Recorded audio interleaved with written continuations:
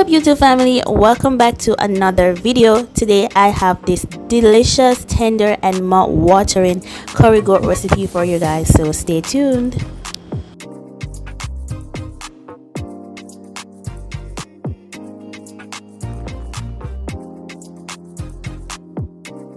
Okay guys, so the first thing you want to do is to clean up your mutton. So you're going to wash it with some lime and vinegar. Then you're going to start seasoning it up. So I'm using some salt, some black pepper, some all-purpose seasoning, and of course some curry powder. So the measurements, it will be in the description box for you guys, so you can just go and take a look at that. I have some chopped up scallion and thyme, some onion, garlic, and some chopped up hot scotch bonnet pepper as well. So I am just going to add it to the meat. Okay, now as you see, I am rubbing in the seasoning into the meat. So you want to make sure that the seasoning is rubbed in properly so that the meat can be properly coated. Then you're going to allow it to marinate for an hour or until you lose patience. Okay,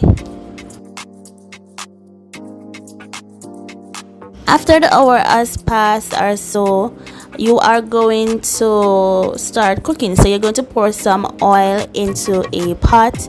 Then you're going to burn a garlic into the oil. I usually do this. This is just helping to add like flavor to the oil, and then just burn some curry into the pot. This helps to add extra flavor to the curry as well, and to help give it the nice yellow curry color.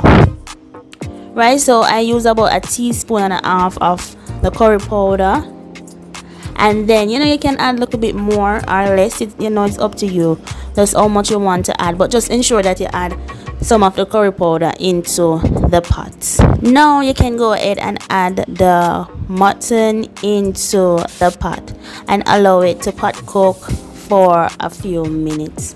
Okay, so then you're going to stir it, and then you're going to allow it to pot cook again for another few minutes.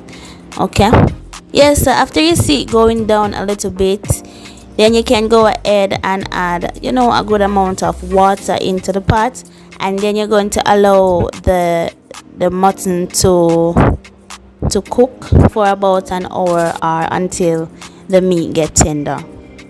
So after the hour, now you can see that the meat is tender and cooked. So now I'm going to add some carrots and some Irish potatoes, and I'm just going to allow it to cook for another 10 minutes. So go ahead and subscribe to the channel. You are most welcome here. And you can see that I have some rice and peas on the side steaming. So yes, we're having rice and peas and curry goat today for dinner. Nice. Enjoy food, Ray. And this is it all finished, guys. Everything is cooked and looking delicious. So as I said, I served it with some rice and peas, and I also put some cucumbers to the side. Yes, it was very delicious. Thank you guys for watching. Subscribe to the channel, and I will see you in the next video. Bye.